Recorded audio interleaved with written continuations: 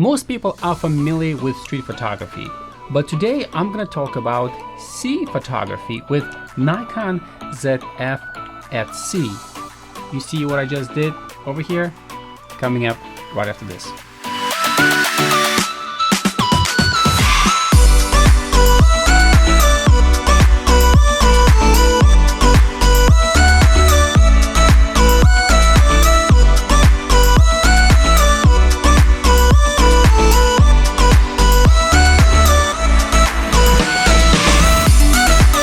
So I have owned Nikon Zf for about 6 months now and used on many occasions for various shooting scenarios.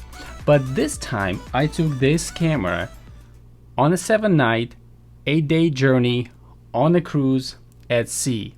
And I shot under all kinds of lighting conditions, during the day, at night, indoors, outdoors. In this video, I'm going to talk about how Nikon Zf performed in the middle of the ocean, as well in different countries that we visited as a family on the cruise. To Costa Maya in Mexico, we went to Belize, Roatan, Honduras, Cozumel, Mexico, and lots of cruising at sea. And also in this video, I will share what was my camera bag, what lenses I used, lighting that I brought with me, little accessories, how I charged my camera while I was on a long trip, how I carried my camera, what different straps I used while visiting different countries, how long did batteries last while I was shooting, what AF settings that I used, how camera performed for video in its IAF, and what settings that I've been using there. And what do I think generally about Nikon colors of ZF straight out of camera, with maybe also a little bit of editing. Did I shoot in RAW? Did I shoot in JPEG? And so much more. So this is probably going to be a lengthy video, more like a storytelling. So grab a cup of coffee, glass of wine if you're of age, and let's get to it. So let me tell you about Nikon Zf at sea. So the very first day we traveled out of Tampa, Florida. We traveled by car, by train, by bus to airport. I mean, it was all kinds of modes of transportation. Eventually we arrived to Tampa in Florida. We stayed overnight in a hotel, and then we took Uber to Tampa port in the morning. We dropped off our bags and we were on a cruise ship. So for the most part, just during the day, we were trying to get to know the cruise ship, people who were working there, different things that we can do on the cruise. I took my camera around a little bit, but for the most part, I was just using my phone just to take pictures and be well familiar. Now, day 2 was cruising at sea. For someone who haven't been on a cruise ship in the past, there is usually so much going on a ship at sea. And depending on the cruise ship that you're using, some cruise ships are literally as large as small towns. In our, we had probably about nearly 2,000 people on board.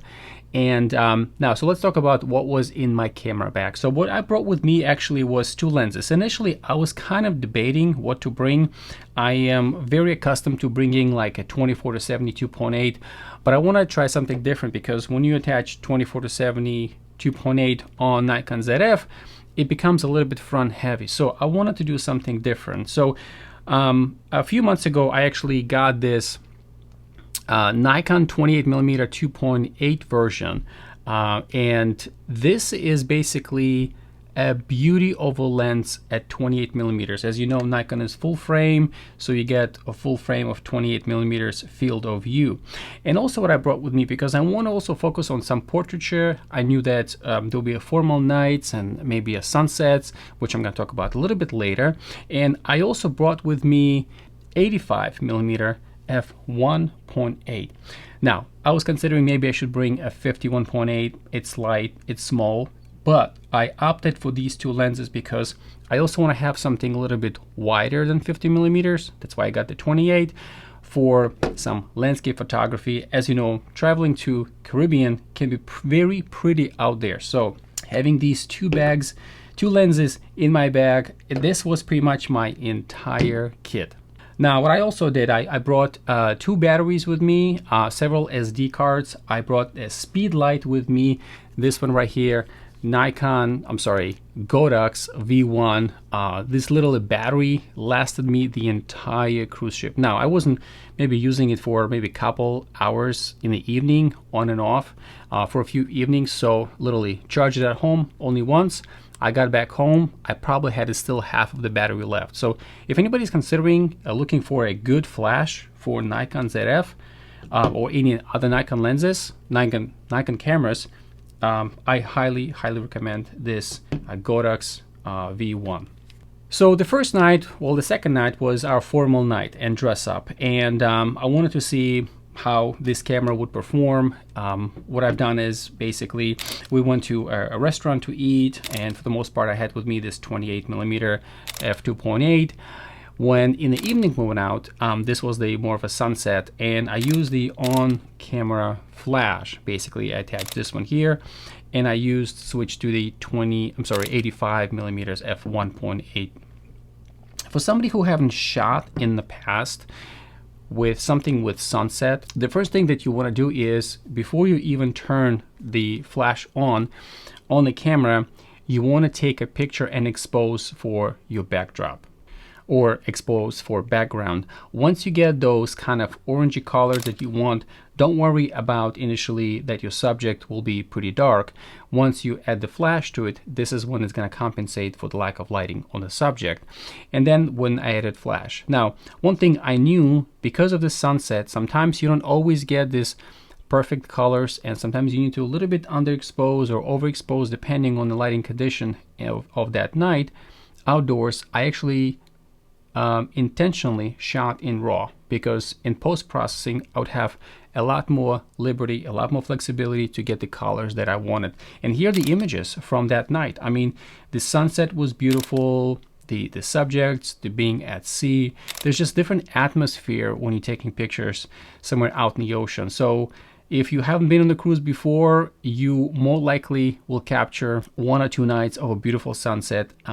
So next time you're traveling, I highly consider that you bring a flash with you, because it's gonna come very handy. You're gonna get this beautiful sunset, and yet you're gonna have your subject very well lit. You might want to try this out. Now, the next thing I did, I wanted to test capabilities indoors. And we went to this night concert. Basically, it was Can't Stop the Rock, basically all songs from the past. It was amazing dancing, and I just simply held my camera in hand most of the time like this. I shot in 4K H.265. I believe Nikon Zf shoots at 420. It does not have a 422 in camera. And I also use the built-in microphone on the camera, and you be the judge of the sound quality yourself. I was actually very amazed when I got home and I started listening to some of the concert and the recordings and watching the video. It was really amazing what Nikon Zf can do with audio recording being on camera. So here's a couple of clips that you might want to listen and see what it's like to use ZF basically with no any additional microphones, with no any additional lights, but this is just straight out of camera.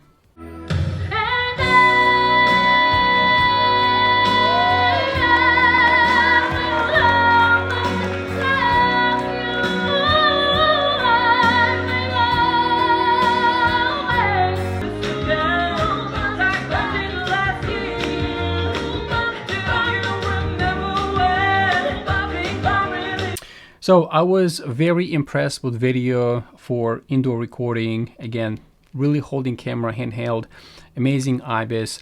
Now, as far as the charging, right? So pretty much at the end of the day, my camera battery was draining, and I brought with me 2 batteries. I figured it probably be enough. I can put one on the charger and the other one is in camera, and then I can swap them. But what I found that I was doing is pretty much every time I would go to bed, I would simply plug in the USB-C charging in the camera and into the outlet. And in the morning when I would wake up, my camera was fully charged. So for the most part, I really used only 1 battery for the entire trip. The battery lasted me for the day. Again, I wasn't shooting constantly. Only times when I needed to shoot or take a video, really 1 battery was enough. Now, would I bring 1 battery next time? Probably not. I most likely still will bring a couple of batteries with me, just in case if I end up using camera more than I wanted to. But in my case, one battery was enough. So day 3, was our first stop. We stopped at Puerto Costa Maya in Mexico, and for the most of the day, I used this 28mm f2.8 all day long. Amazing photo quality, just the shots amazing. Again, Caribbean, there's something about this blue waters and clear skies and palm trees. You got a lot of greenery, you have lots of blues, and here in this case I shot most of them in JPEGs because I knew there's too many pictures to go through. I'm shooting during the day. I knew that I could get away with JPEGs, and JPEGs out of camera are amazing. Some of them I end up editing, some of them are just I usually really end up using the way they are. I don't print them. I don't know if you do, but I don't really have a need to print literally thousands of photos that I come back from vacation.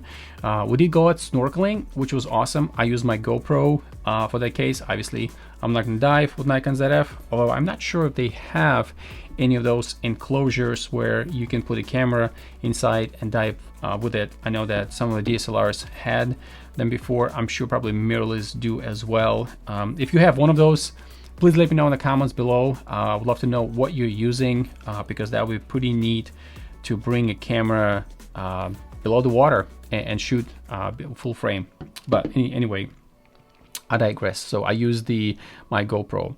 Now I also switched to the black and white. I use this mode in the back. As some of you may or may not know, Nikon Zf is equipped with a switch going from video to photo to black and white, and this is awesome. And why it's great, because you don't have to go into settings and try to find your black and white mode. And why this is nice, because wherever you are, sometimes you get this very nice shadows because of the sun is very harsh. So you got some shadows, you got some light areas, and if you find different interesting object, it's very neat to quickly switch to it. So I've been able to take a few pictures of black and white, and that turned out to be very well for me. Now, as we walking through the island, some of the cool things that we observed was some kind of a traditional exercise that they do. Basically, 4 people climbing up to this very tall pole, and then they hang down, hang upside down, basically with their feet being tied to a rope, and the whole thing just starts spinning like this, or they are unspinning from the top and hanging upside down. This is pretty cool. I was able to test the video capabilities of Nikon Zf. I did not have the ND filter with me, so I ended up just cranking up the aperture to f2.8 to close it down a little bit because of just there's just so much light coming out, and I use my 28mm 2.8 for that. And again, very good quality of the video. Very impressed. Again, shooting during the nighttime for a concert, and then when I was shooting during the day. So as you can see, the video stabilization of the IBIS is pretty amazing on Nikon Zf. Now, and then there was a nighttime came again, and then I was able to test a video under different lighting conditions. One of the most bizarre things that I've ever seen anywhere was this dancing in silence with headphones. And my family was all excited about it, and they went down this hole and they gave him these headphones, and somehow all these headphones, there's like hundreds of people with headphones are dancing, and headphones are connected to via Bluetooth to some kind of a stereo, and everybody's dancing. Okay, and you can have 2 modes between, I think, like a blue and pink or blue and white. You can switch back and forth, and depending on the channel you want to use and dance to, it's a bizarre thing, because when you're looking at this from the outside, these people are dancing, and yet it's quiet. It's absolutely quiet. Super bizarre. I actually tried using the headphones myself, and I was pretty amazed that it does feel like you're in a nightclub. But once you take off the headphones, everybody's dancing, but it's like a peace and quiet. It is super odd. Let me know if you ever experienced something like this in the past, or have seen this. For me, it was the first time. I'm sure it's been going on probably a while in different places, but it was my experience to see this for the first time. Now, and again, the colors and the that I used basically was everything was in auto settings. I'm just very surprised how Nikon Zf adjusts to the lighting conditions, to different colors. Again, when we were in this nightclub dancing with the kids, depending on how the lights it hits the sensor and which lights are turned on, which lights are turned off, camera automatically adjusts the lighting conditions. It's great for skin. It's great for just outdoor ambience. Just overall, super, super impressed. Again, great camera for traveling, being there.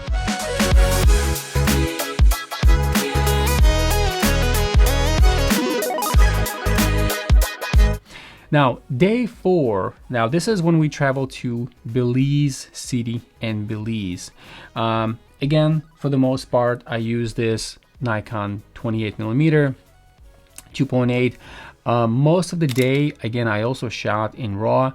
There was some slight editing that I did in Lightroom subsequent to it, just maybe enhance more of the colors. I really like this walkway that they had and a bunch of different, almost like a flags, or they were covers from the sun, but they were different colors and looked like a flag, like a, you know, really down the long walkway. This is the place where I also decided to switch to black and white modes from time to time, because I found different compositions that were like, oh, I think this is gonna look very good in black and white. So I tried, and so here are examples. Again, it's really nice to have that capability, Nikon Zf, to be able to switch from black and white to color and go back and forth. Now at nighttime, again, it was a beautiful night. I switched to the 85mm f1.8, and it is nice to be able to have experience, because both of these lenses are, obviously this is lighter, about maybe half the weight of this one, but this is not a heavy lens. This is 85 1.8. It's not as heavy as the 85 1.2 if somebody used it. Spectacular lens. But this one, for the price, the quality it produces, and for the weight, you can produce absolutely professional grade results. So if you are considering whether you should get this 85 1.2, I'm sorry, 1.8, I would highly recommend. I think this was probably my second lens, I want to say, that I purchased, and I was very, very surprised by the quality it produces. I use it for weddings and portraits and just overall indoor and outdoor events. Lovely, lovely lens. All right, on day 5, we arrived to Roatan, Honduras, and I was carrying my camera with me everywhere. This is probably was one of the coolest stops, because we had a chance to go ziplining. Now, when we went ziplining, I wasn't too thrilled to bring my Nikon Zf, because you're literally hanging up in the air and get attached to the straps. I did lose my flip-flops actually a couple of times, so I actually was glad that I left my camera behind in the van, and rather I just brought my GoPro with me, and I wasn't too worried if I lose that somehow, but I had that one strapped to my hand. When you are using those zip lines, you know, you kind of have to hold on to it with both of your hands, and so there was no place for Nikon Zf. But when we went to a private beach, driver took us. I took out Nikon Zf and I took the 28mm f2.8, and oh my goodness, this was probably one of the most beautiful beaches I've ever seen. And it's what you see through this camera is exactly what we saw when we arrived there. The colors of these buildings are absolutely spectacular. The yellow buildings, the blue, you know, these are some vacation spots that people purchase as, or travel and stay there as Airbnb. Absolutely phenomenal.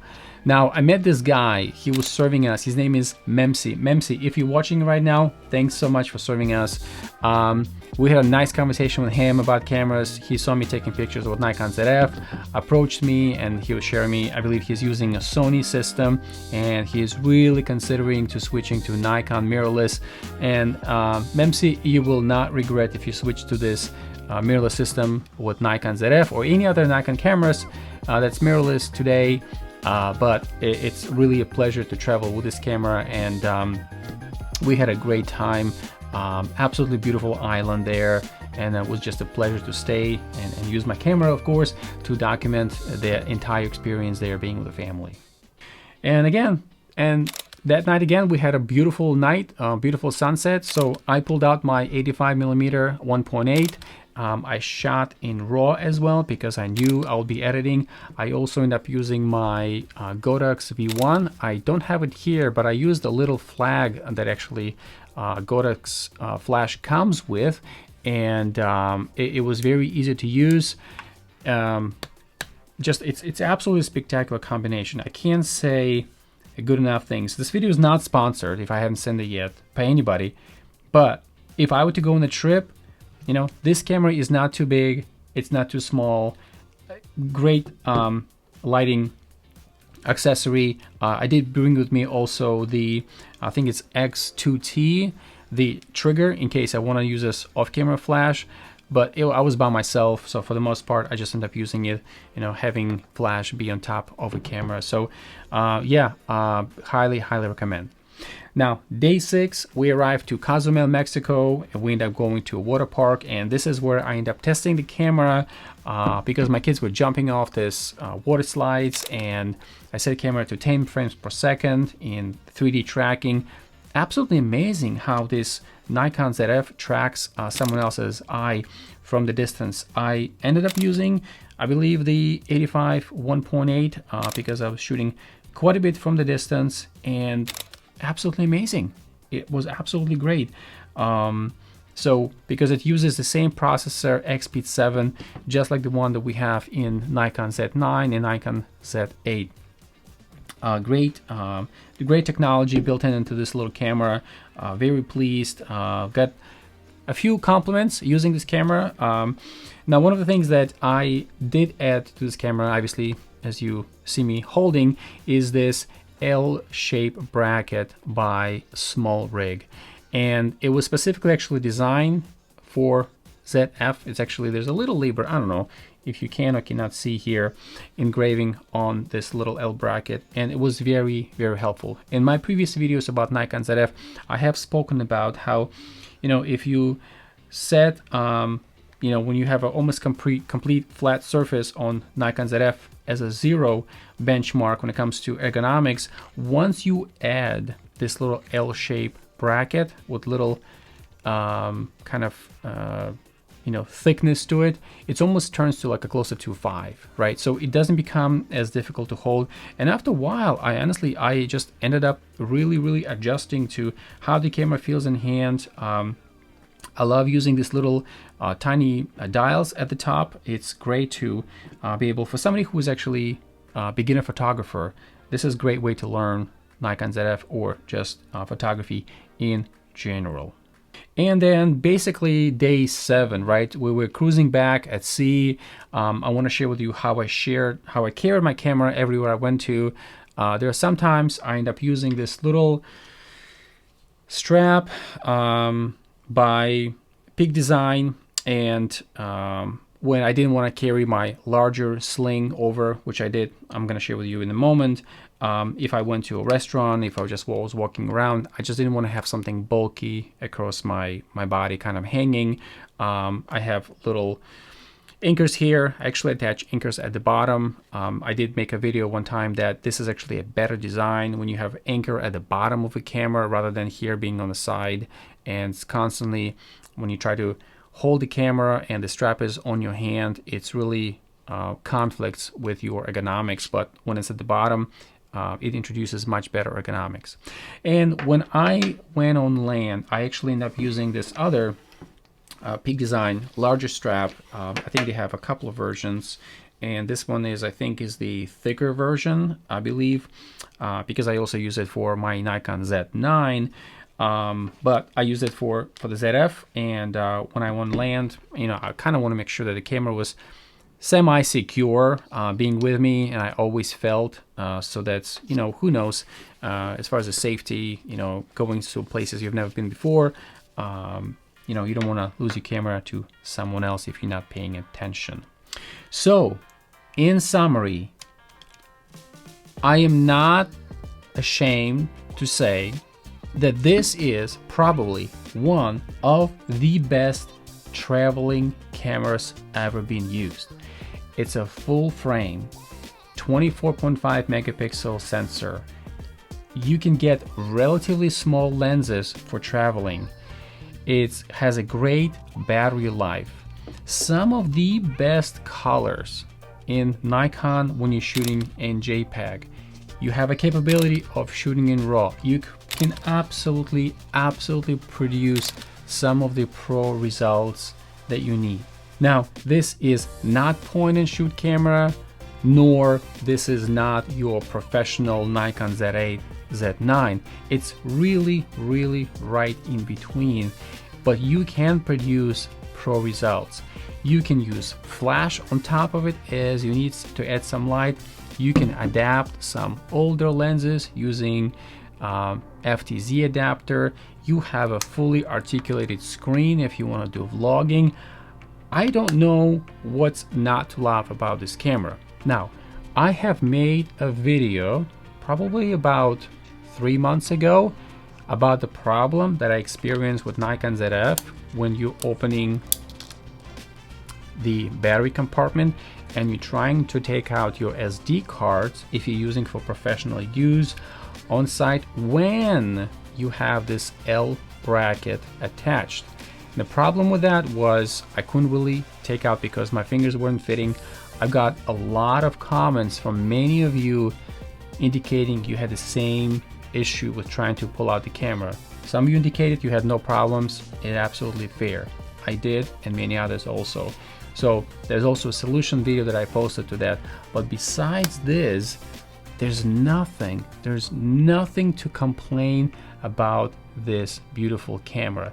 You got 2 card slots, perfect for redundancy when you need this for pro work. You have a pretty good onboard microphone for any scratch video that you need to have.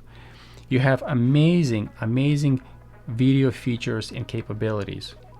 So all in all, if you own this camera, you are a lucky person. If you're on the fence about whether I should get this camera or should I wait for Nikon Z6 III, which by the way will be announced probably in the next month, I want to say, that camera will be absolutely fantastic. But again, for travel, if you're looking something, I think this camera is within about $2,000 US range at this point, you will not be disappointed. So this is my rant about this Nikon Zf at sea.